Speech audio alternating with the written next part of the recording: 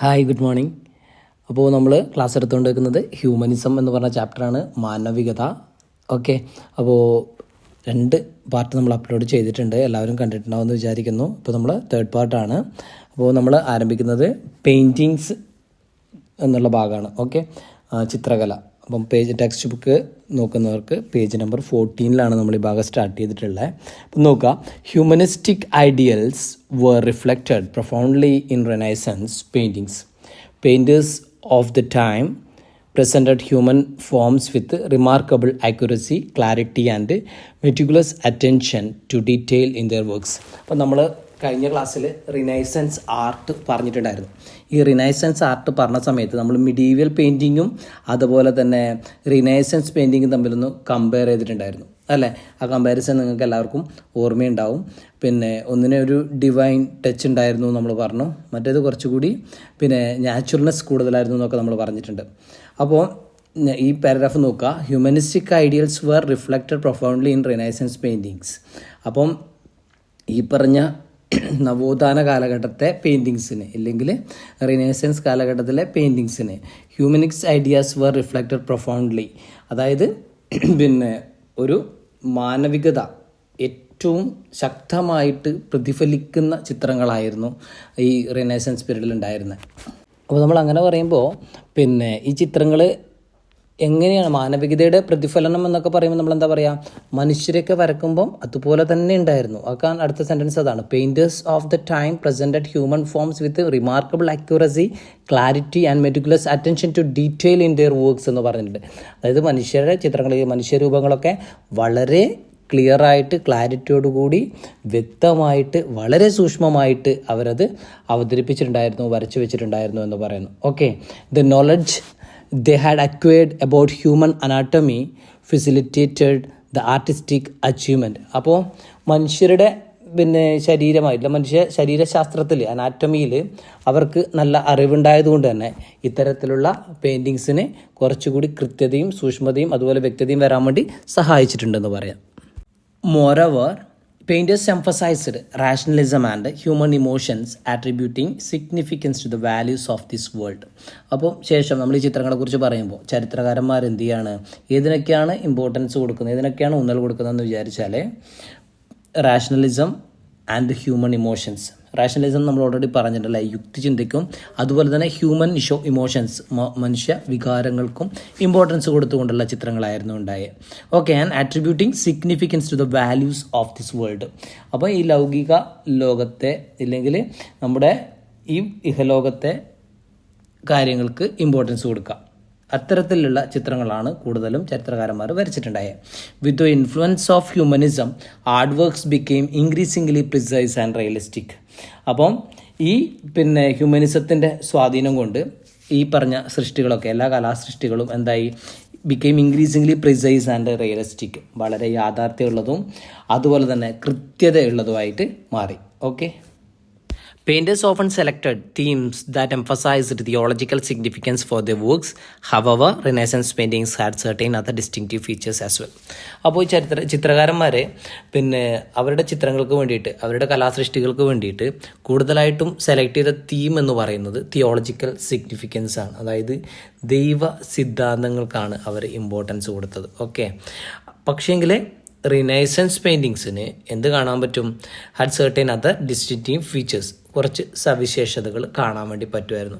ആ സവിശേഷതകളാണ് തൊട്ട് താഴെ കൊടുത്തിട്ടുള്ള പോയിൻറ്റ്സ്. നോക്കിയേ, അതിൽ ഫസ്റ്റത്തേത് ലാൻഡ്സ്കേപ്സ് ആണ്. ലാൻഡ്സ്കേപ്സ് എന്ന് പറഞ്ഞാൽ നമ്മൾ ഭൂഭാഗ ചിത്രങ്ങളാണ്. ഒറ്റ നോട്ടത്തിൽ കാണുന്ന പിന്നെ പ്രകൃതിയിൽ ഒരിക്കൽ നോക്കുന്ന കാണുന്ന ഭൂമിയുടെ ചിത്രങ്ങൾ നമ്മൾ ലാൻഡ്സ്കേപ്സ് എന്ന് പറയാറുണ്ട്, ഭൂദൃശ്യങ്ങൾ എന്ന് പറയും. Okay, then next the use of colours to illustrate light and spatial depth. അപ്പോൾ ഈ നിറങ്ങൾ ഉപയോഗിച്ചിട്ട് പിന്നെ ഈ അകലങ്ങൾ, അപ്പോൾ നമ്മൾ അന്തരീക്ഷത്തിൽ നിന്ന് സൂര്യപ്രകാശം അടിക്കുന്നതൊക്കെ ഉള്ള അകലങ്ങളൊക്കെ കാണിക്കൂലേ, അപ്പം പ്രകാശത്തെയും അതിൻ്റെ അകലത്തെയും ചിത്രീകരിക്കാൻ വേണ്ടിയിട്ടാണ് ഈ പിന്നെ കളേഴ്സ് ഉപയോഗിച്ച് ചെയ്യുന്നതിനാണ് നമ്മൾ പറയുക.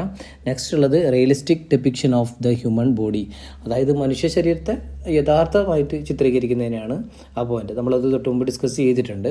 The use of oil paint, അപ്പം എണ്ണച്ചായത്തിൻ്റെ ഉപയോഗമാണ് നെക്സ്റ്റ് പോയിന്റ്. Then portraits, ഛായാചിത്രങ്ങൾ.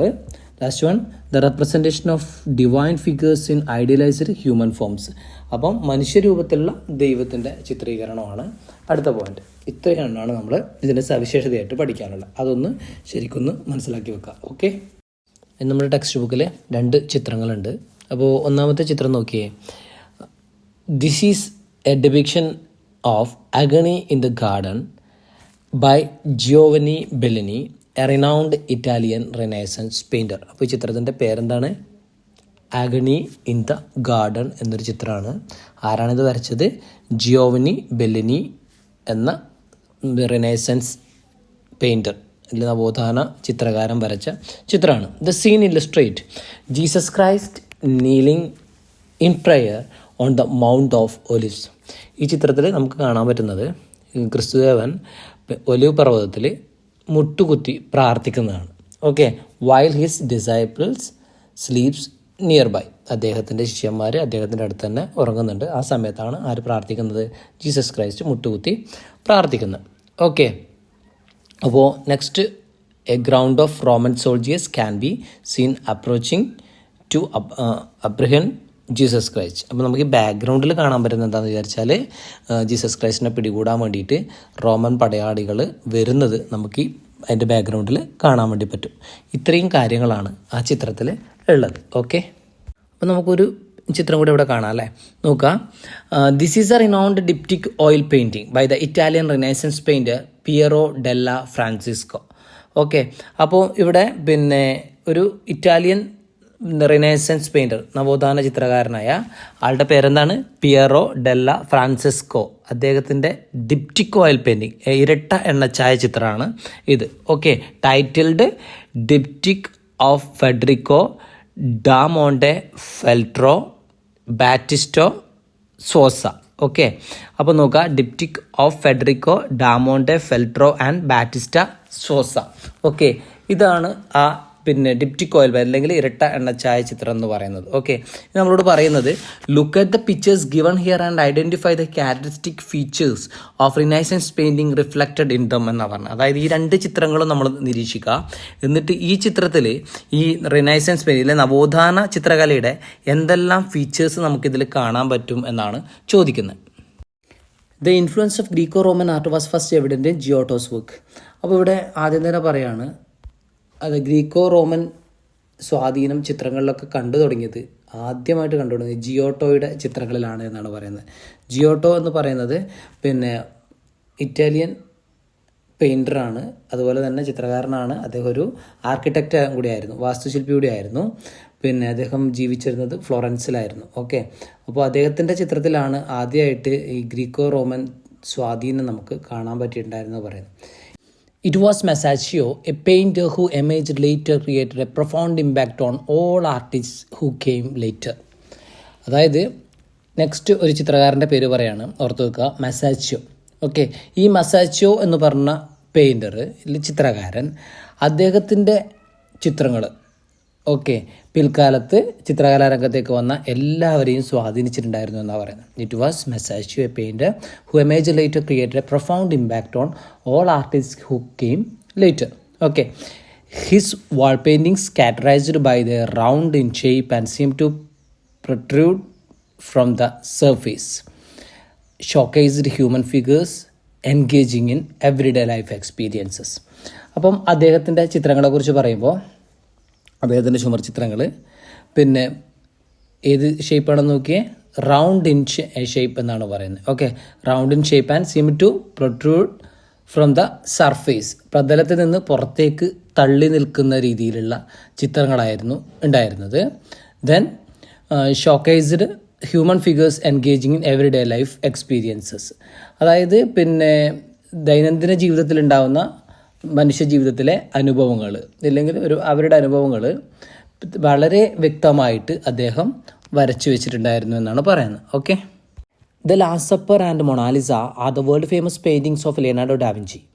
അപ്പോൾ നമ്മൾ ഈ പേര് Leonardo da Vinci, last supper, Mona Lisa, ഈ പേര് കേൾക്കുമ്പോൾ തന്നെ നമുക്ക് അറിയാം അല്ലേ, നമ്മുടെ മനസ്സിലേക്ക് ആ ചിത്രങ്ങൾ വന്നിട്ടുണ്ടാവും.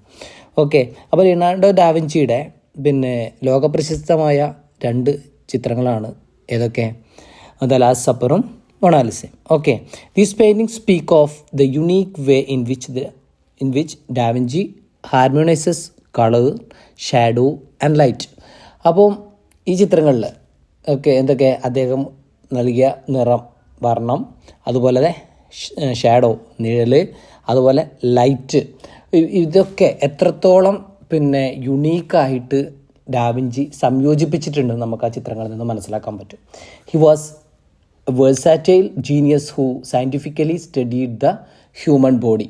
അപ്പം മനുഷ്യ ശരീരത്തെക്കുറിച്ച് സയൻറ്റിഫിക്കായിട്ട് ശാസ്ത്രീയമായിട്ട് പഠിച്ച ഒരു പ്രഗത്ഭനായ അല്ലെങ്കിൽ ഒരു ബഹുമുഖ പ്രതിഭയായിരുന്നു ആര്? Leonardo da Vinci. In the Last Supper, emotions like surprise, fear, and guilt of Christ's disciples vividly etched as Christ reveals that one of them betray him. അതായത് അദ്ദേഹത്തിൻ്റെ ലാസ്റ്റ് സപ്പർ എന്ന് പറഞ്ഞ ചിത്രത്തിൽ, ലിയനാർഡോ ഡാവിഞ്ചിയുടെ ലാസ്റ്റ് സപ്പർ എന്ന് പറഞ്ഞ ചിത്രത്തിൽ Jesus Christ അവരോട് പറയുന്നുണ്ട്, നിങ്ങളിലൊരാൾ എന്നെ ഒറ്റിക്കൊടുക്കും, one of them betray him എന്ന്. അതായത് നിങ്ങളിലൊരാൾ എന്നെ ഒറ്റിക്കൊടുക്കുമെന്ന് ജീസസ് ആ സമയത്ത് ലാസ്റ്റ് സപ്പറിൽ പറയുന്നുണ്ട്. ആ ടൈമിൽ അദ്ദേഹത്തിൻ്റെ ഡിസൈപ്പിൾസിൻ്റെ, അതായത് ശിഷ്യന്മാരുടെ മുഖത്ത് പ്രതിഫലിക്കുന്ന ഭാവങ്ങൾ, ഏതൊക്കെയായിരുന്നു ആ ഭാവങ്ങളെന്ന് അവിടെ കൊടുത്തിട്ടുണ്ട്. സർപ്രൈസ്, അത്ഭുതം, ഫിയർ, ഭയം, പിന്നെ ഗിൽട്ട് പറഞ്ഞാൽ കുറ്റബോധം. ഓക്കെ, ഇതൊക്കെ മനുഷ്യരുടെ എക്സ്പ്രഷൻ, മനുഷ്യ ആവിഷ്കാരങ്ങളാണ്. ഈ അന്ത്യത്താഴമിലെ ലാസ്റ്റ് സപ്പർ എന്ന് പറഞ്ഞ വർക്കിൽ ഇതൊക്കെ പ്രതിഫലിക്കുന്നുണ്ട്. എച്ച്ഡ് മീൻസ് നമ്മൾ എന്താ പറയുക, കൊത്തി വെച്ചിട്ടുണ്ടെന്നൊക്കെ പറയാം. അപ്പം ഇതിൽ കംപ്ലീറ്റ് പ്രതിഫലിക്കുന്നുണ്ട് എന്ന് നമുക്ക് പറയാം.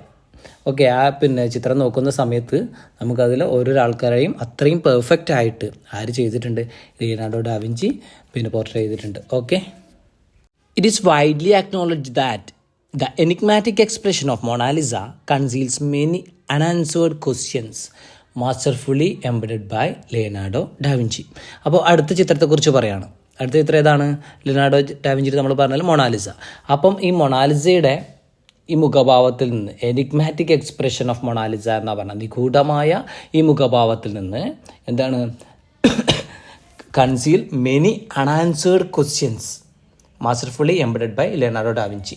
അതായത് ഉത്തരം കിട്ടാത്ത ഒരുപാട് ചോദ്യങ്ങൾ അതിനുള്ളിൽ ഒളിപ്പിച്ചു വെച്ചിട്ടുണ്ടെന്നാണ് പൊതുവെ പറയപ്പെടുന്നത്. Okay, the paintings done on the ceiling of the Sistine Chapel at Vatican along with the Last Judgement have cemented Michelangelo's status as an immortal artist. അപ്പോൾ നമ്മൾ അടുത്ത ചിത്രകാരൻ്റെ പേര് നമ്മൾ കേട്ട പേര് തന്നെയാണ്, ഒരുപാട് പഠിച്ചിട്ടുണ്ട്, മൈക്കൽ ആഞ്ചലോ. അപ്പോൾ അദ്ദേഹത്തിൻ്റെ ചിത്രം എന്ന് പറയുന്നത് നമ്മൾ ഫസ്റ്റ് മനസ്സിലേക്ക് വരുന്നത് ഏതാണ്? ദ ലാസ്റ്റ് ജഡ്ജ്മെൻറ്റ് എന്ന പേരായിരിക്കും. ഓക്കെ, അപ്പോൾ നോക്കുക, വത്തിക്കാനിലെ സിസ്റ്റൈൻ ചാപ്പലിൻ്റെ സീലിങ്ങിൽ വരച്ച ചുമർ ചിത്രങ്ങൾ, അതുപോലെ അന്ത്യവിധി മൈക്കൽ ആഞ്ചലോയുടെ ദ ലാസ്റ്റ് ജഡ്ജ്മെൻറ്റ് എന്ന് പറഞ്ഞ ചിത്രം, ഇതൊക്കെ അദ്ദേഹത്തെ പിന്നീട് ജനങ്ങളുടെ മനസ്സിൽ അനശ്വരനാക്കി നിലനിർത്തുന്ന ചിത്രങ്ങളാണെന്നാണ് പറയുന്നത്. His works predominantly feature powerful and graceful human forms. അപ്പോൾ അവിടെ പറയുന്നത് അദ്ദേഹത്തിൻ്റെ ചിത്രങ്ങളിൽ പ്രധാനമായിട്ടും ഭാഗമാവുന്നത് ഒന്ന് പവർഫുൾ, ശക്തരായതും, അതുപോലെ തന്നെ ഗ്രേസ്ഫുൾ, വളരെ ആകർഷണ ഉള്ള തരത്തിലുള്ള മനുഷ്യരുമായിരുന്നു അദ്ദേഹത്തിൻ്റെ എല്ലാ ചിത്രങ്ങളിലും കേന്ദ്രമായിട്ടുള്ളത് എന്നാണ് പറയുന്നത്. Okay, other notable painters of the Renaissance period include Titian and Raphael. അപ്പോൾ റിനൈസൻസ് പീരീഡിലെ നവോത്ഥാന കാലഘട്ടത്തിലെ നോട്ടബിൾ ആയിട്ടുള്ള രണ്ട് പെയിൻറ്റേഴ്സിൻ്റെ പേര് പറയുകയാണ്, ടിഷ്യനും റാഫേലും. ഓക്കെ, ആ പേരൊന്ന് ഓർത്ത് വെക്കുക. Raphael portrayed humans as wise, moderate and dignified. In their paintings beauty and ideas were given equal importance. അപ്പം റാഫേലിൻ്റെ ചിത്രങ്ങളിൽ മനുഷ്യരെ ഏത് രീതിയിലൊക്കെയാണ് നോക്കിയാൽ വൈസായിട്ട്, വൈസ് മീൻസ് നല്ല വിവേകമുള്ള ആൻഡ് അറിവുള്ള, അതുപോലെ മോഡറേറ്റ് മിതവാദികളായ, ആൻഡ് ഡിഗ്നിഫൈഡ് നല്ല അന്തസ്സുള്ളവരായിട്ടുള്ള രീതിയിലായിരുന്നു റാഫേൽ അവരെ ചിത്രീകരിച്ചിട്ടുള്ളത്. In their paintings beauty and ideas were given equal importance. ഇവരുടെ ചിത്രങ്ങളിൽ ആശയത്തോടൊപ്പം തന്നെ സൗന്ദര്യത്തിനും ഇമ്പോർട്ടൻസ് കൊടുത്തിട്ടുണ്ടായിരുന്നു എന്നാണ് പറയുന്നത്. ഓക്കെ, നമുക്കപ്പോൾ മൈക്കൽ ആഞ്ചലോയുടെയും ടിഷ്യൻ്റെയും റാഫേലിൻ്റെ ഒക്കെ ഫോട്ടോസ്, ചിത്രങ്ങൾ നമുക്ക് താഴെ കാണാൻ പറ്റുന്നുണ്ടല്ലേ. ഓക്കെ, അപ്പോൾ ഇത്രയും പറഞ്ഞത് എല്ലാവർക്കും മനസ്സിലായിട്ടുണ്ടാകുമെന്ന് വിചാരിക്കുന്നു. നമ്മൾ ഒരുപാട് ഭാഗങ്ങൾ എടുക്കുമ്പോൾ നിങ്ങൾക്ക് കേൾക്കാനും ബുദ്ധിമുട്ടായിരിക്കും. അപ്പോൾ നമുക്ക് കുറച്ചായിട്ട് പഠിച്ചു പോവാം. അപ്പോൾ ഇന്ന് ഇത്ര മാത്രമേ പറയുന്നുള്ളൂ, പെയിൻറ്റിങ്സ് മാത്രമാണ് പറഞ്ഞിട്ടുള്ളത്. ഒന്ന് ഡീറ്റെയിൽ ആയിട്ട് ക്ലാസ് കേട്ടതിന് ശേഷം അതിലൊന്ന് ഓർത്ത് നോക്കുക മനസ്സിലായോ എന്ന്. അപ്പോൾ ക്ലാസ്സൊക്കെ മനസ്സിലായിട്ടുണ്ടെങ്കിൽ നമ്മുടെ ചാനലൊന്ന് ലൈക്ക് ചെയ്യുക, അതുപോലെ ആദ്യമായിട്ട് കാണുന്നവരാണെങ്കിൽ ചാനലൊന്ന് സബ്സ്ക്രൈബ് ചെയ്ത് വെക്കുക. നമുക്ക് അടുത്ത ഭാഗം പെട്ടെന്ന് തന്നെ അപ്ലോഡ് ചെയ്യാം കേട്ടോ. Okay, by.